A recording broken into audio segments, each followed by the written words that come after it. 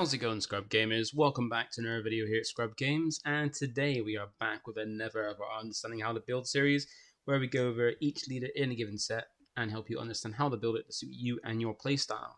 Now we have gone over the blue leads and the green leads, and we've been starting off with the red leads, with yesterday being Bosk, and now we have today the second of the dark side of the red leads, and that is Kylo Ren. So if you're interested in understanding how to build Kylo Ren to help you build it to your playstyle, keep watching. And remember to like, comment, and subscribe because it keeps you updated with my videos as and when they drop. And by clicking the notification bell, you can get alerts when my videos do drop, so you can watch them there then or at a time that suits you best. And remember, we do not give lists out on this series. It's all giving you information and help to help you build it to suit your playstyle, rather than just grabbing someone else's list and just playing it and not potentially enjoying it. So, without the way, let's get into it and help you understand how to build Kylo Ren. So, like we have done before, we are going to go over the leaders first because it's always best to understand what the leaders want to do. Because while some of them are very generic and can be played in any way, some of them are more thematic and very focused on a certain kind of theme. Like we've seen with like Hunter, all about the resources and unique cards and stuff like that. Whereas some leaders like Boba from the last set were very generic in how it wants to play. But for Kylo, he is pretty generic. He is pretty generic. He doesn't have a specific theme. You can play him anyway because he's all about like being aggressive and also having a certain amount of cards in hand to trigger some things. He also the rare leader for the dark side of red, so he's the rare one. And he comes in with pretty nice traits in force, which is pretty good. You got a very few things that are aggression and villainy in basically for the force, so that's quite nice to have benefits of that. And also first order, so that's the first time we're seeing that in this set, first order, and there's much support of it. Even in, well, nothing from the last set, and even in this set, there's not much support of the first order trait. But in future sets, we get some. At the moment, force is the only trait he has that kind of you can get some good benefits out of. Not only that, he joins Sabine in being one of the earliest leaders you can deploy as early as turn 3 on a 4 resources. So if you get turn 4 resources, and you can deploy him using his epic action to play him out. And also, he has some pretty nice stats. So when he is deployed, he has a good whopping 5 power, but only 4 health. So he's quite fragile with his health, but packs quite a punch. So it means that being 5 or less power for a unit means that it can be taken out by like takedown, being an event for set 1 that defeats any any unit that has 5 or less remaining HP. So it means he can be deployed and be taken out straight away, but he does deploy very early, and you can even upgrade him with like upgrades to kind of boost his health, so he kind of does a full set, like with Fallen Lightsaber, a very nice one for it. But he also has some skills, and they differ from which side he's in. So when he's in the leader area, and he also remember he is Kylo Ren, rash and deadly, he has an action effect whereby tapping him and discarding a card from your hand, so losing a card from your own hand and tapping him, you can give a unit +2 power for this phase. And typically you want to be giving that to your units, not your opponent's units, but then you boost the power of one of your units by 2, so it can attack a lot more. So it can either be strong enough to then take something out if it wasn't before, or be stronger to do more damage to base, or if they're attacking to do more damage clapping back. But then when you do deploy him, his effect does change a little bit, where now it still is about cards in hand, because rather than discarding a card, it counts how many cards you have in hand. Because when he's deployed, his effect is he gets -1 power for each card in your hand. So the more cards in your hand, the weaker it becomes. But the less you have in your hand, the less it thinking of the word for it, but less it impacts him on his stats. So if you want to kind of like no cards in hand, he gets full power. But the more cards you have in hand, so don't want too many options in hand. But then again, with how it works, for the first few turns, you don't have much of a hand. But then if you kind of like rush out, like trying to check out loads of units very quickly, you can make him stronger while swarming the board. So that is Kylo Ren. He is a pretty nice leader, a very aggressive one if you want to go for it, and a pretty nice one for the dark side. Like the dark side doesn't have many aggressive decks, but Kylo joins to kind of give them more of an option. Not only that, he does also have a showcase like all the other leaders in this set, and he has a pretty nice one, and probably one of the better ones in my opinion. Like remember, art is subjective, so if you like it, that's fair enough. If you don't like it, that's also fair enough. It depends. Like if you like it, then you can go ahead and grab it. And I feel like with the showcases from this set, they're a little bit different to the ones in the first set. Like some of them, not as many great ones compared to the first set, but like half of them I feel are very nice, while the other half are not so great. And Kylo is one of those ones that looks actually amazing in my eyes. So I would like to get this if I played Kylo, but unfortunately, I haven't. Well, not looking to play as one of my main leaders, but if I did, I would love to pick up one of these. Then go into it, we have the aspect penalty. So remember how you play the game with the Star Wars is you have your leader, which gives you 2 aspects, either the light or dark side, plus one of the color ones. And then you have your base, which gives you never aspect. So in total, you can have 3 aspects among your leader and base. And that gives you a combination of these 4 different ones. So you always have the 2 aspects on your leader, which in Kylo's case, you have Villainy, which is the black aspect, and Aggression, which is the red aspect. Now, depending on your base, you can have access to 4 different combinations. So if you go with a blue base that has Vigilance, you have access to black, red, and blue. If you have a command base, which is green, then you have access to black, red, and green. And if you have access to a red base, that gives you access to red, double red, being black and double red, so 2 red aspects. And then if you go with a Cunning base, which is yellow, you have access to black, red, and yellow.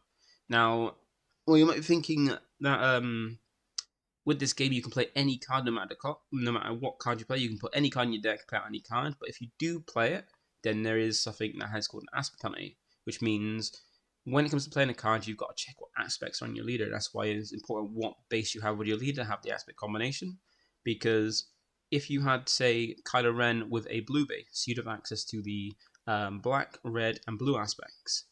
Now, if you wanted to play a card that is either just blue, just red, just black, or a combination of blue, black, or red, black, then you'd be able to play it just for its cost. You just pay it down for free and play its cost. But there's the aspect penalty, which is if any aspect on your lead and base do not match what's on the card you want to play, you have to pay an extra 2 resources per aspect that doesn't match to be able to play the card.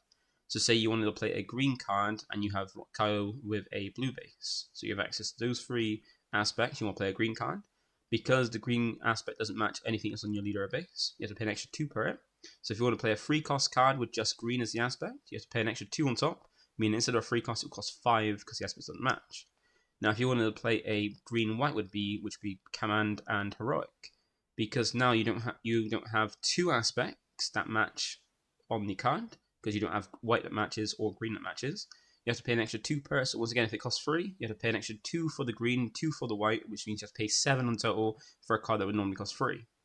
So do bear that in mind when building your deck and putting stuff in, because while some cards are still decent and good to actually use, even with the aspect penalty, you do have to be careful and think about like how the card's going to benefit you or what benefits that card provide.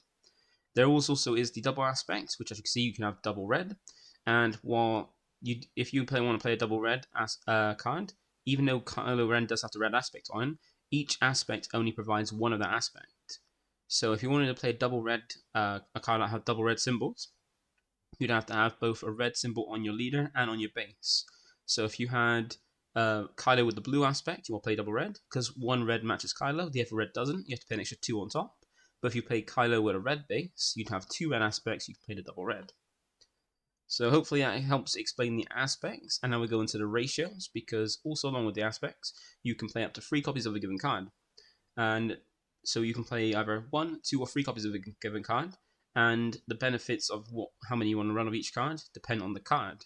Because typically, if you wanted to see a card as early as possible, or as many as possible, as quickly as possible, then you would play 3 copies of a card, because that gives you the best chance of seeing either the card as early as possible or multiple quickly.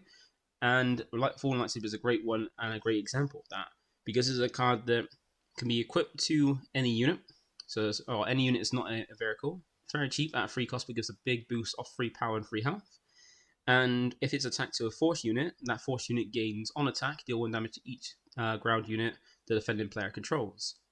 And considering that Kylo Ren deploys as early as turn 3 when he's got 4 resources, and also has very good stats, but also is a force unit, this is a very nice upgrade to put on Kylo, because not only does it boost his stats, make his health a little bit better, and also give him a lot more power, and a nice effect because he's a force unit, gets the full effect of the lightsaber. You might want to see this as early as possible, so when you do deploy Kylo, you can equip this on to kind of make sure he doesn't get defeated quickly. And there are also cards that you kind of want 2 copies of, and those are cards typically either like big game enders, like big boss cards, like big ones that you don't want to play later in the game that you don't want to see early to clog your hand, to then have to resource them so you don't see them again unless they got smuggled, or have to keep them in hand, which reduces the amount of options you have in your hand. or cards that are great, but then the situation isn't like the situation doesn't always come up, so you kind of want a fewer copies so it doesn't clog your hand. So no good to me dead could be a good example, because sometimes you might want to run 3 copies if you've got the whole goal of like unlocking things down and controlling, or if it's a card you want to put in so it becomes helpful, but it's not helpful early but later in the game, you might want to include 2 copies so you don't see them too many early or too early, but when you get to a later game and you basically a bit more into the game, you can hope to see it and use it. Not only that, you can also play 1 copy of a card, and this is usually for tech choices. So this is normally for a card that isn't great in all situations, but it's got a good use in like 9 to 8 times, like 1 or 2 times given out of 5 or out of 10, and it's ones that doesn't really come up, but when it does, it can be very useful. But it's one of those cards where if you need it and you see it, that's fantastic. If you need it and you don't see it, then that's just unfortunate. You didn't draw into it. But if you then don't need it, you don't draw it, you don't care. And if you do draw it and you don't need it, you can always resource it. So it's one of those things that is not a bad thing if you do 6, you can resource it. And if you don't see it and you don't need it, that's not too bad. So hopefully that has explained the ratios so you understand how when you would want 3, 2, or 1 copies of a card in your deck. And now that all out of the way, now we can get to the aspects to see what the benefits of them are. So starting off with red, so we'll go over the aspects of each one as well. Like I do sometimes do it where I go over it with the aspects, but sometimes I forget and put it on later.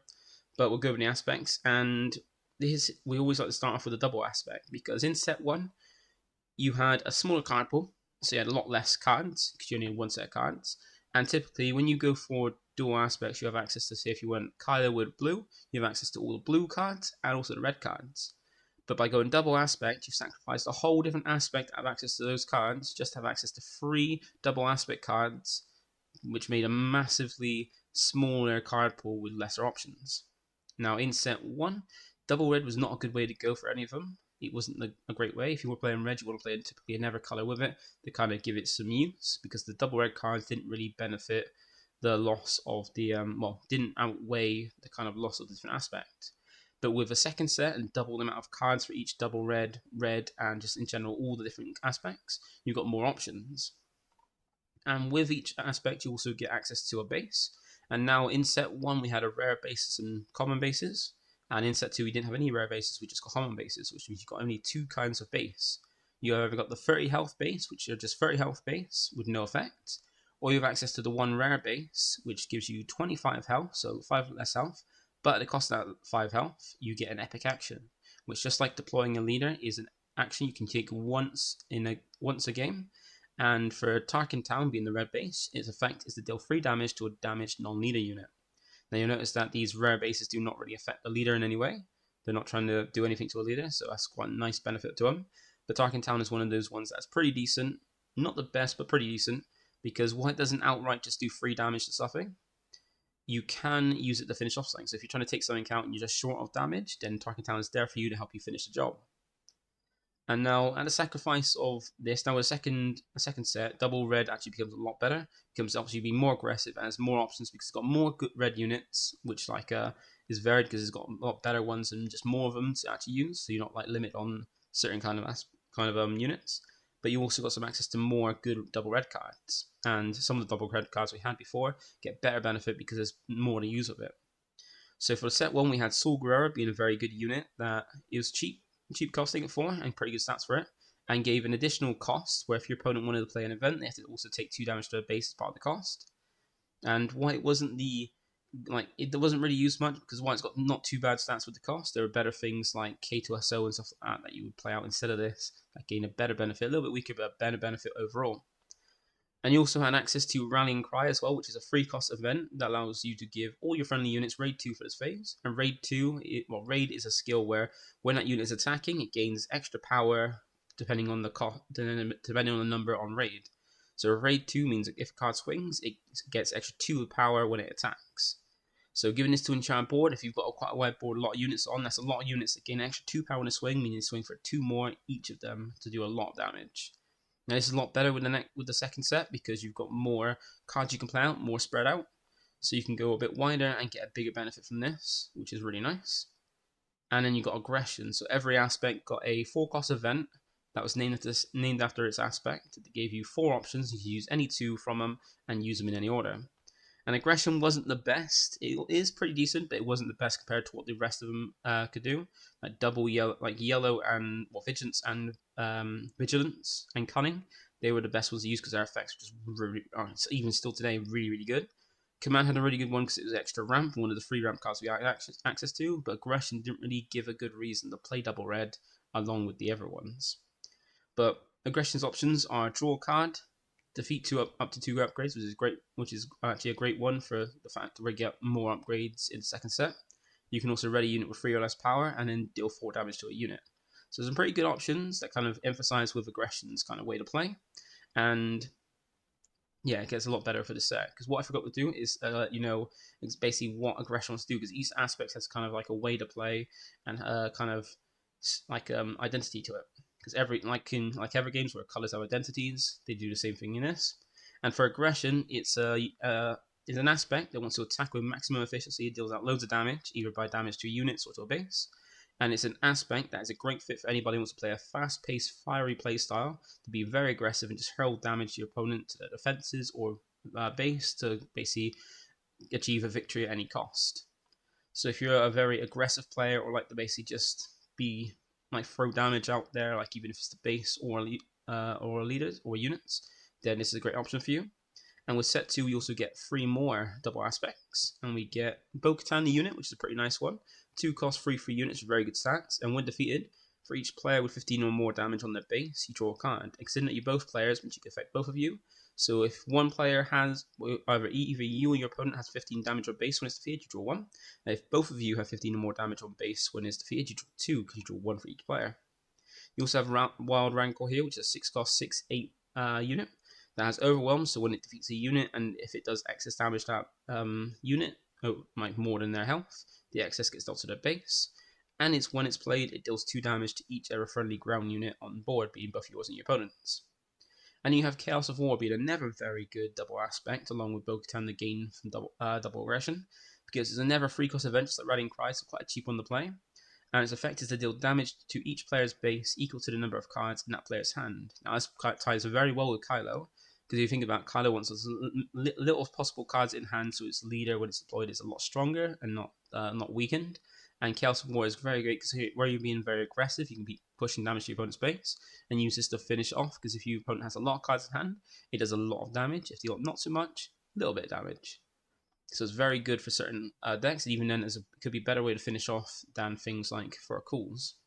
So if you want to play a very aggressive double aggression, it's a very good way to play, and a lot better in set 2 than it was in set 1. Now the next one we have is Vigilance. Now with Vigilance, this is more of a very controlling kind of aspect, because what Vigilance wants to do, it wants to play very defensively with the ability to heal damage, remove dangerous units from play, and even protect your base from enemy attacks with things like Sentinel stuff. Now this is an aspect that is perfect for anybody who wants to play a patient and controlling playstyle that endures damage and then achieves victory through grinding. So if that is appealing to you, then this could be one for you. And also the rare base for this aspect is Security Complex, with the epic action to give a shield token to a non-leader unit. Now why it does suck a little bit that you can't just give a shield to Kylo to go and protect him, but you can give it to all your every unit. So if you got every useful units like when I saw Sentinel to prevent damage going to Kylo, you can give a shield to that. Now this is a one-time use, but it could be handy. But you got to figure out if the lack of 5 less health is worth that having that action. Now, you got some pretty nice cards in this aspect as well, because you got Dr. Pershing and Inferno 4 and Scout by Pursuer, which are very good turn 1 plays. They're all 2 costs, so you can play as early as turn 1.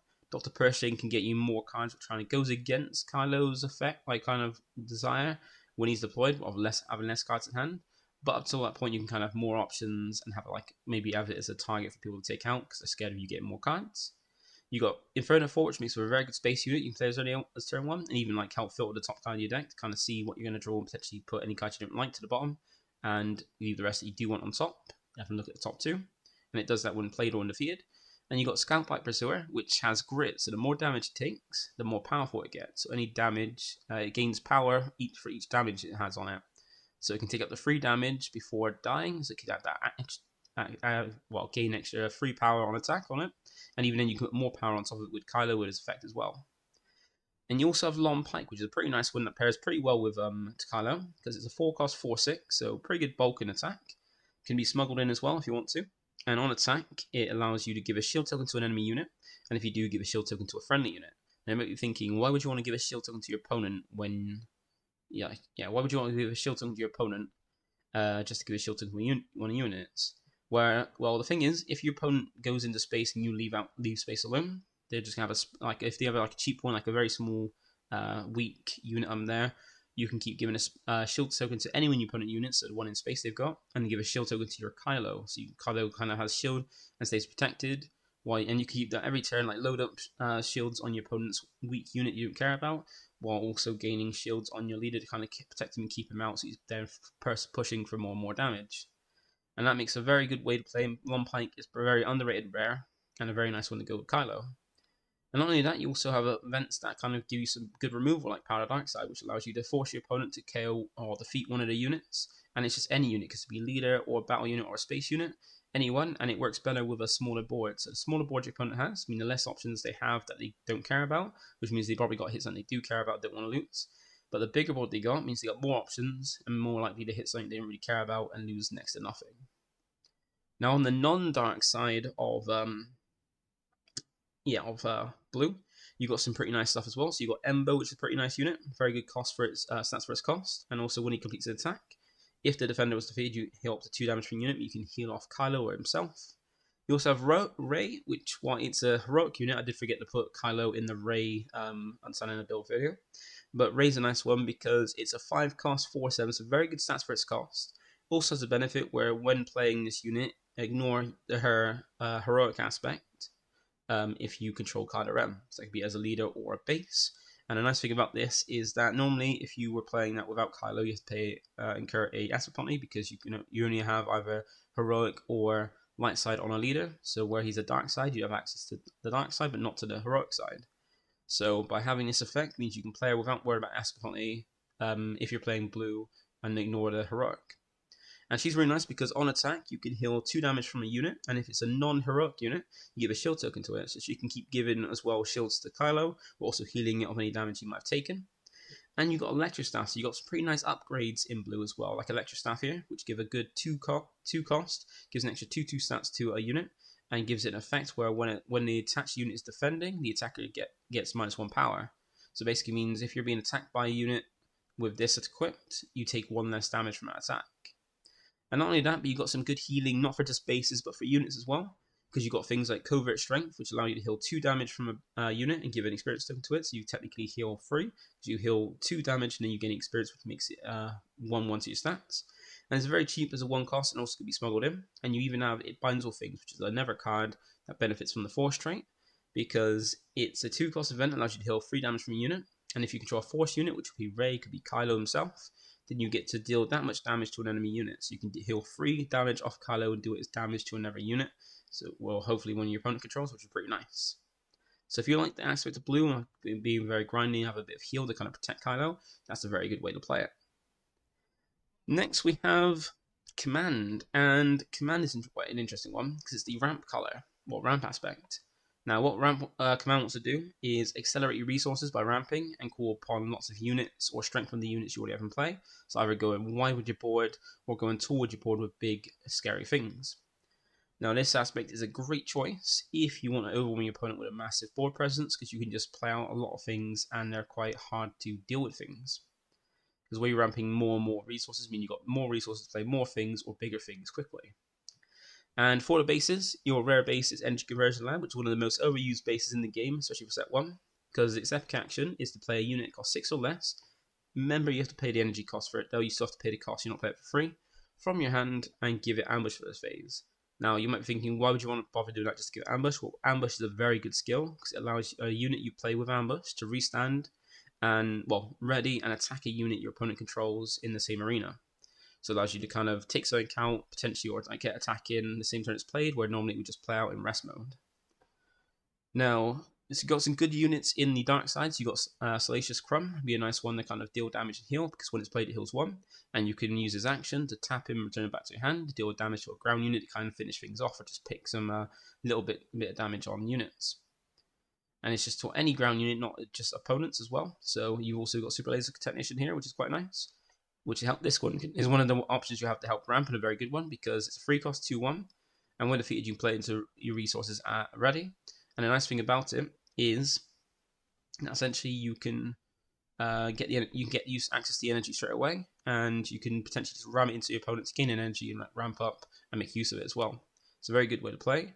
And you've got some very good force units. Like you've got Maul and Vader, both 7 costs with very good stats. Maul being a little bit stronger in stats with a 7/6, while Vader is 5/7. And they both have like legendary stats, but one of us is legendary. Guess which one? It's Vader. And you got Maul. So they both have ambush as well, so they can come down and attack an enemy unit the same turn they played. But they have slightly different stats from there, because Maul has Overwhelm, so when it defeats something, any excess damage goes over the health of the enemy unit, goes to your opponent's base. And when he attacks, you can choose a never friendly underworld unit if you do control one. And when it attacks, any damage like Maul would take from that attack is dealt to the unit you chose instead. Whereas Vader, when he's played, you get to look at the top 10 cards of your deck and play any number of for any number of dark units with a combined cost of 3 or less, and play them for free. So you can either play 1 free cost, a 2 and a 1, or 3 1s out from it. So it means you can get out like a Super Laser Technician or a Salacious Crumb and a 2-drop, or like 3 1-drops and stuff. So you can get some good value like spawn the board, and not only that, but these pair very well with Vader because you can use his effect when he's in the lead area to discard one of these cards from your hand to boost one of the units, and then bring them out a little bit cheaper using Palpatine's Return, being another card we have here, being a very good event. A 6 cost was a little bit more expensive, but you can allow you to play out things a bit cheaper, because what it allows you to do is play a unit from your discard pile and it costs 6 less. But if it's a Force unit, which both Vader and Maul are, you get to play it for 8 less, which means you can pay for 6, play out a Vader or Maul from your discards if you've already played them and you've been defeated, you can play them back, or discard them off Kylo so you can play them a little bit earlier from the discard. So this is a very nice way to play if you want to go for it. And even in the non-dark side of green, you also have some pretty nice stuff, like you got Gamorrean Retainer, being a very nice underworld unit, and it's one that can give you Sentinel to kind of protect Kylo, because it's a 2 cost free 2, and if you have never command unit, you gain Sentinel. And that could be either a command unit you have in your ground arena with him, or in your space arena. It just counts as long as you control one in either your arenas. And you also have Cobb Vamp, being a very nice one, being a 3 cost free 2, so it's kind of same stats as Gamorrean Retainer, but a little bit more costing. But it's got a nice effect when defeated. You can switch the top 10 cards of your deck for a unit that costs 2 or less, so discard it, so put it to your discard. And then for this phase, you can play that unit from your discard pile for free. And that means, because you play it for free, you don't worry about the aspect penalty because you're playing it for free.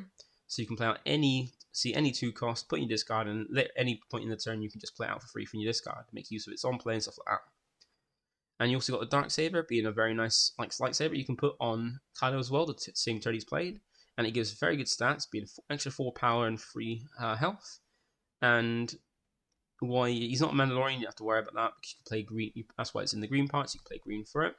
And then if you go for some more Mandalorians, which you do have some in the dark side of red in set 2, you can give your friendly Mandalorians an experience every time it swings.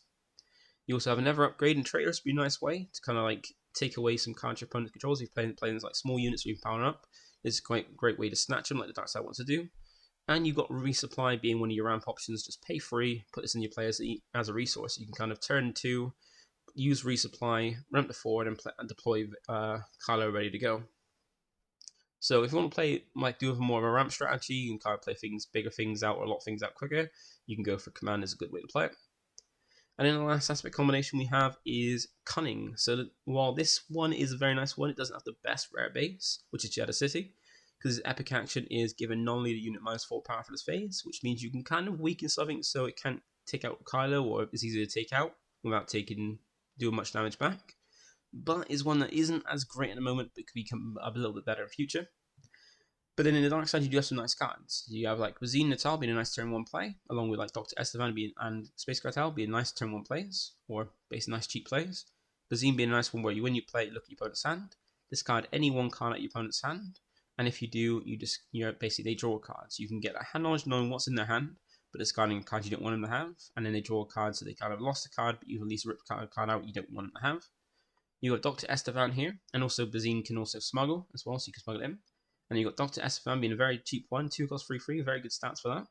And it comes in shielded, but the only downside you might be thinking that's amazing. It's a 2 cost, very good stats. It comes in shielded as well, but it's got a downside where it's a bounty, and it's a pretty good bounty that your opponent's gonna want to claim, which is ready up to 12 resources. Maybe if I might be thinking that's not worth it, but then again, if you think about it, he's Underworld, so he's got synergy with McClunky and stuff like that, just bounces back the hand once he's lost a shield and do some damage, and also he hits pretty hard. And also one thing is, even if you're like you got no way to bounce him back the hand, but you've got to like crash him.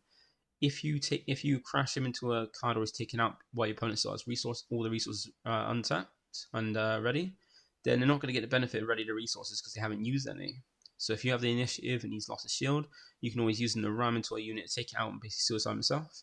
And your opponent's not going to get much of the use out of the bounty because they have nothing. They don't have really much benefit to readying no resources because they've already got them readied. You also have Cartel Spacer, be a nice way to kind of control where when it's played, if you control another Cunning unit, you can rest something that has, or it's also something that has four less cost.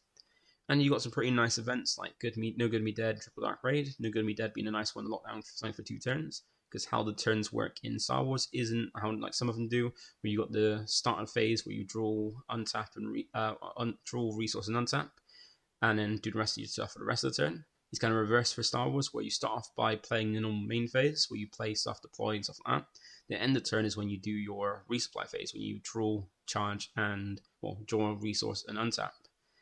So since it's at the end of the turn when you would untap and it can't because it's no good to be dead, it's then rested for the next turn, meaning it comes in you got to rest the card for 2 turns. And you have Triple Dark Raid as well, being a very good event, free cost event, allows you to look at top 7 cards of your deck for any vehicle, play it, and it costs 5 or less for the turn, and it comes in ready, so you can attack straight away with it, and then you return it to your hand at the end of the turn. And there's some pretty nice vehicles in the dark side as well, so you can get some pretty good use out of this, and even like potentially hit more damage quickly and be more aggressive with this. And in the non-dark side of it, you've got some pretty nice cards. You've also got like Greedo and Cloud Rider being very good cheap units. Greedo being a cheap 1 cost free 1, just like Cloud Rider being a free 1, but it's 2 cost. And Greedo has a nice little benefit where if it's defeated, you can discard a card from top of your deck. And if it's not a unit, deal 2 damage to a ground unit, kind of finish like after that killed it. We'll also hit him for big damage, and Cloud Rider does the same, but he's got ambush, so you can basically just come down and take something out straight away as early as turn 2. Both of them could be played as early as turn 1, which is quite nice, and get some good benefits. You also have Jetpack as well, being a nice little event. Oh, sorry, not event, upgrade, where you can put on, so you can put on something like Kylo, and it's a nice little event because not only does it add 2 extra power to a unit when equipped, it also gives the unit you equip it to a shield for the turn, because at the start of the regroup phase, at the end of the turn, you defeat the token. So since you're going to be, it's nice because even though you'll use the shield at the end of the turn, you're still putting on Kylo to make him stronger and protecting him for an attack, because if they try to attack into him that turn, he's got a shield and he can just hit hard and even swing into something hard to kind of not worry about losing his shield to take something out and not take damage back. And not only that, but you have some good effects that kind of go Kylo in his aggressive nature with like Sneak Attack and Surprise Strike. So Sneak Attack allows you to play out for 2, allows you to play out a unit that costs 3 less, but then it's play ready, but at the end of the start of the regroup phase, at the end of the turn, you defeat it. So you might be thinking, what's the point of that? Well, you're allowed to play something a little bit cheaper, so 1 cheaper than it actually would cost, and it enters play ready, so it can attack straight away. And even if it's defeated, you've got some cards that kind of have effects that when defeated, they trigger, so you don't have to worry too much about that, or just use it to play out something so you can attack and kamikaze into something. And then you can have Surprise Strike, which allows you to attack with a unit and give it extra free power, so you can play very aggressive, attack with a unit and make it a little bit stronger to push more damage to your base. Now, there aren't many things in the dark side, so I haven't included that, but there are some benefits to Kylo himself, because remember, he is aggression and villainy, so we're thinking, what does he get from that? Well, he gets pretty nice cards, you get some pretty good cheap ones, like Death Star Stormtrooper, a very good cheap unit, like Greedo, a 1 cost free 1, no effect, but still, you can play out loads of these cheap, and just have more, like, very powerful units that you can swing for, like, to be very aggressive. You've got Kylo's TIE Silencer, which is a nice one that goes well with Kylo, because it's a 2 cost free 2 that has an action where if this card was discarded from your hand or deck this phase, you play it from your discard pile. So you can use this really well with Kylo, where you can use it from his action effect to discard a card, discarding Kylo's TIE Silencer to give a boost to something, and then play this card from your discard because it's discarded at that turn. So a nice way to kind of mitigate the neg from Kylo's ability if you don't want to discard anything else. Discard the Silencer and then play it out from your discard. As long as you got the resources, you still got to pay the resources to play it out from your discard. You don't play it for free from your discard. You still got to pay for it. You also have Fist Brother, being a very nice force unit as well. 3 cost 2/4. That gives you more like things to put the Fallen Lightsaber on. And it's got a nice thing where it gains raid for every damage it is, so the more damage it takes, the more powerful it swings for. And on attack, you can also deal damage to himself and 1 damage to your opponent's ground unit to kind of make him even stronger. And like we said, we got the Fallen Lightsaber, a very nice unit you can just put on Kylo, and you kind of want to see as early as possible to chuck on him, so that way he lives a little bit longer than being taken out straight away. And you've even got Force Choke, which is a very nice event, allows you to deal 5 damage to a non-vehicle unit, and your opponent does draw a card if you, the controller does draw a card, so if you take away your opponent's card, you'll deal 5 damage to it, potentially take it out, but then also they draw a card. Can't do it to vehicles, though, so watch out for that. But a nice little benefit with Kylo is because he's a Force unit, you get the extra ability, which if you control a Force unit, you can play this card for 1 less. So you can make it a 1 cost if you want to. So you can potentially on turn 4 deploy Kylo, put the Fallen Lightsaber on, and then use Force Choke to do 5 damage to something, take it out all in 1 turn on with 4 resources. Not only that, but you also have some pretty nice ones in the non-dark side of red as well. So you have some pretty nice cheap units you can play out to be more aggressive with Kylo, like 1 cost, spending 2 tubes, which is a 2/2, but when attacking, you can give a friendly red unit raid 2 for his face. You can give it so it can swing for more. You even got Petition Insurgent, which has a 2 cost, 1/4, which when you if you control a red unit, he gains himself raid 2. So those could go pretty well together. And you got Mixed Mayfield, which kind of makes a good benefit out of Kylo's effective discard by being a 2 cost 2/2, where when a player discards a card from their hand, you may deal 2 damage to a unit or base, and you can only use ability once per each round. So by having this on the board, you can use Kylo's effect to kind of discard a card, boost Migs or something else you control, and then Migs the trigger to do 2 damage to one of your opponent's units or a base. Very cool. And you got some pretty nice events as well. You got Force Throw, which once again is never kind of benefits having a Force unit like Kylo, because it's a 1 cost event, allows you to choose a player. That player discards a card from your hands. You can either choose yourself or your opponent. Most of the time you choose your opponent. And then if you control a Force unit like Kylo, then you may deal damage to a unit equal to the cost of the discarded card. So you can make your opponent discard a card from the hand, and then do damage to something they control equal to the cost of the card they discarded. So a very nice card there. And you even got Darren Raid, which is a nice kind of way to either finish off things by doing damage to them or do more damage to base. Because the 1 cost event allows you to do 2 damage to a unit or a base. You can either finish something off, which goes well with like Migs, Mayfield, and Kylo's effect himself, and then finish something off or do more damage to base if you're being more aggressive that way. So that is it. That is the kind of aspects. So hopefully that's helped you understand what these want to do. So hopefully that's helped you see which kind of way to play kind of benefits you and your playstyle. And yeah, that is it for today. So that is both of the Villainy units for aggression covered today. So for the next ones, from the next one tomorrow, we're going to be covering the light side. And for tomorrow, when we cover the next leader, that next leader will be Bo-Katan Kryze. If you're interested in learning about how to build Bo-Katan or help understand how to build her, then stay tuned. Outside of that, that is me done for today. Thank you for watching, and I'll see you in the next one. Bye for now. Like a boss.